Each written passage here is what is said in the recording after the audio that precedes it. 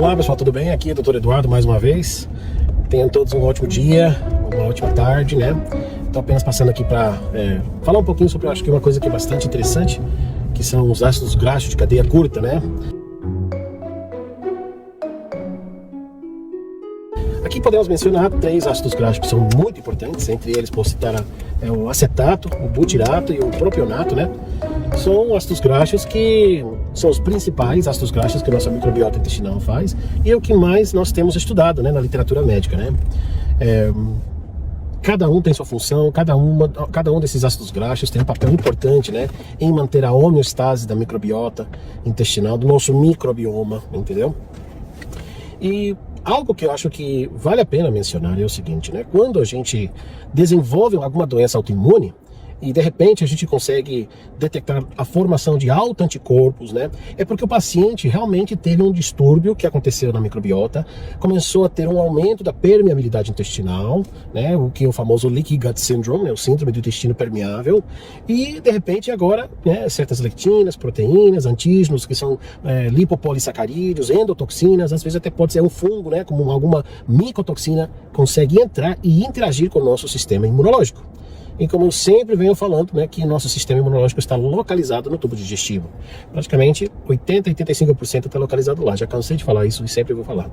Então nossa identidade fisiológica realmente é o status do nosso sistema imunológico. E quem determina esse status do sistema imunológico é o grau da permeabilidade intestinal. Agora, o intestino precisa ser permeável, né, mas ele não pode ser hiperpermeável, né? Ele precisa permitir entrar as coisas que são nutrientes, coisas que vão alimentar o corpo, mas também não pode deixar entrar coisas ruins, né? Por isso que ele precisa ser um intestino semi-impermeável, né? Para existir as famosas tight junctions, né? Mas hoje eu vou falar sobre os ácidos graxos de cadeia curta, que eu acabei de mencionar, que é o acetato, o propionato e o butirato, né? Dos quais cada um tem sua função. O butirato é um dos mais importantes aqui, todos são importantes, mas o butirato tem um papel muito legal, muito importante no nosso corpo, né? E para deixar as coisas de uma certa forma didática, né? Eu quero que vocês pensem da seguinte forma, né? Que todas as bactérias boas que estão em nosso intestino estão trabalhando com uma finalidade só. E essa finalidade é de você manter seu corpo em homeostase, em equilíbrio, né? Quando você consegue alterar essa homeostase, né, justamente por um supercrescimento bacteriano, né, ou pela ausência de alguma bactéria boa, que pode ser expensa, sei lá, de uma alteração na sua dieta, ou por falta de fibra, ou por uso indiscriminado de algum medicamento, alguma droga, algum antibiótico que foi prescrito de maneira errada, de maneira indiscriminada, pois bom, isso leva a alterações enquanto à sua diversidade microbiana.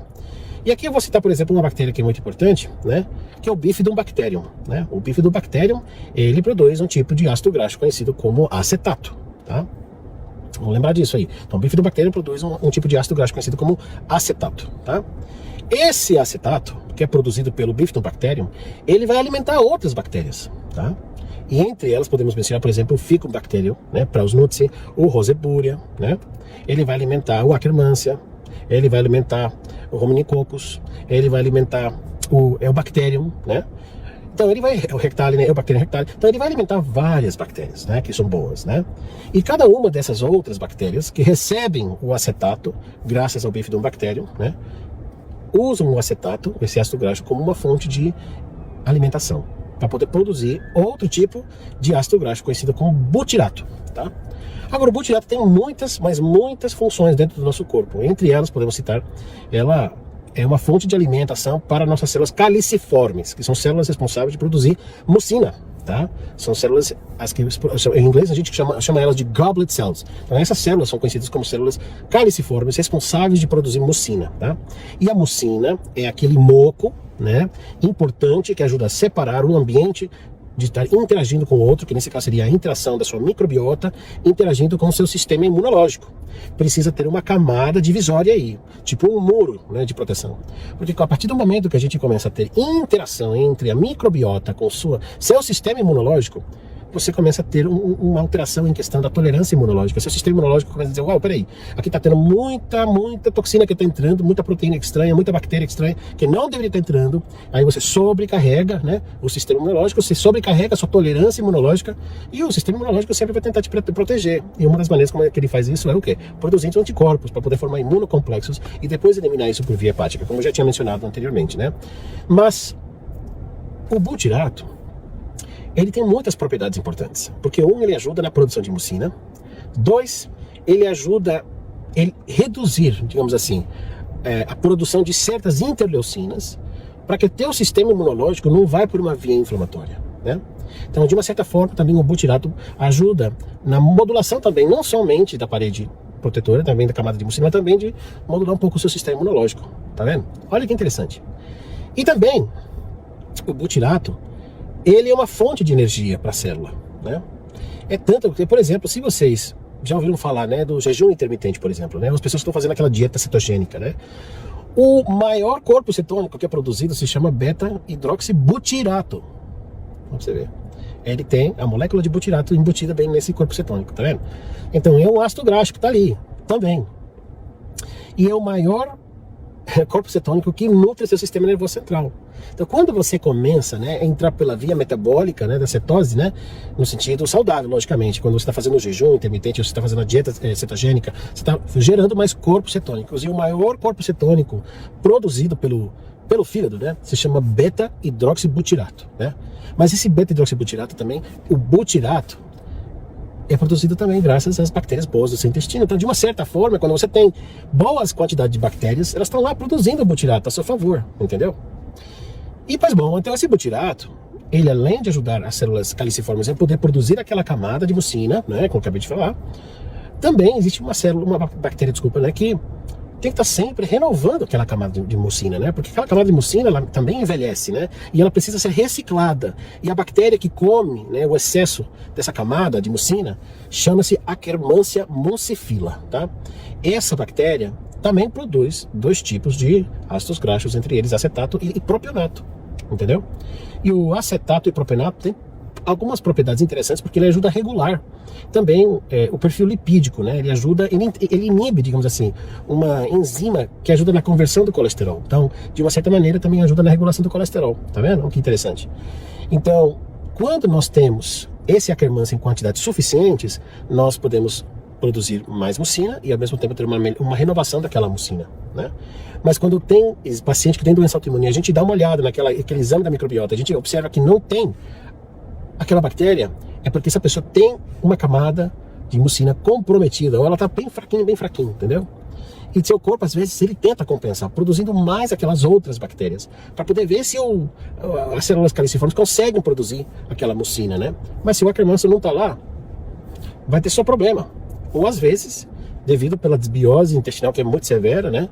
Você termina causando um fenômeno de compensação em relação ao Akkermansia. Você observa que o Akkermansia agora está aumentado demais, que é um fenômeno de compensação. Você vê, suas bactérias percebem que há um problema, né? Há a maior produção, vamos supor, da interleucina 13, aí fala, aqui está tendo muita inflamação, tem certas bactericinas, tem aumento de lipopolissacarídeos, aí as células caliciformes falam, ok, vamos produzir mais mucina. E aí sobra mais moco, a expensas do processo inflamatório, como um fenômeno de compensação. E como tem muito moco agora, aí você começa a dar mais comida para aquele Akkermansia, e aquele Akkermansia começa a crescer demais, tá entendendo? É por isso que às vezes tem gente que tem muita Akkermansia no intestino. Olha que interessante, né? Então, voltando no que ia falando sobre o butirato, sobre o acetato, sobre o propionato, cada um desses ácidos graxos tem muitas propriedades benéficas para o nosso corpo. Elas estão ali por alguma razão, né? E quando nós temos quantidades suficientes, por exemplo, de butirato, o butirato ele é super importante para poder ajudar na renovação das células epiteliais, tanto do intestino delgado, como também na renovação das células epiteliais dos colonócitos, do intestino grosso, né?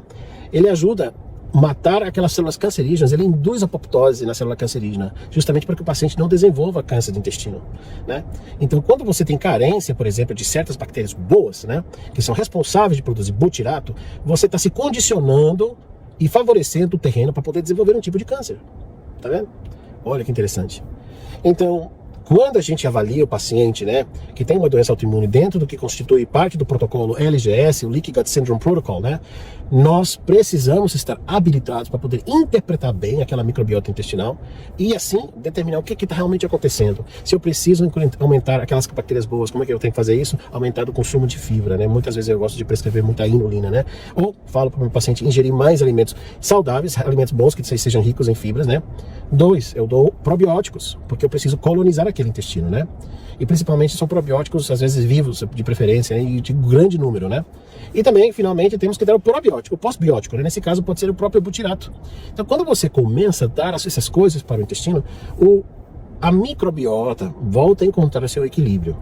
E às vezes, em muitas circunstâncias, o paciente desenvolve uma doença autoimune justamente porque ele tem um supercrescimento de uma bactéria patogênica ou alguma bactéria oportunista que está lá, aumentou em grandes quantidades e precisamos eliminar aquela bactéria. E a maneira como dentro do protocolo LGS fazemos isso é utilizando antibióticos herbáticos naturais, né? Entre eles podemos citar, por exemplo, o óleo de orégano, a berberina, o alho, etc, etc, né? Então, o protocolo LGS, ele tem uma abordagem muito holística, avalia vários componentes, né, que são muito importantes, mas a microbiota, eu devo dizer sempre que ele é o epicentro da saúde humana. E quando nós modulamos bem o intestino e compensamos a parte epigenética, os polimorfismos dos pacientes, ajudamos na reprogramação epigenética e esse paciente de repente agora começa a sarar, né? Então, os médicos que trabalham com o protocolo LGS têm ciência disso, né? E realmente é um protocolo que veio aqui para poder ajudar as pessoas, né? Então era isso que eu queria comentar sobre os ácidos graxos de cadeia curta. Espero que vocês tenham gostado. Até a próxima, tá bom? Tchau, tchau. Bye bye.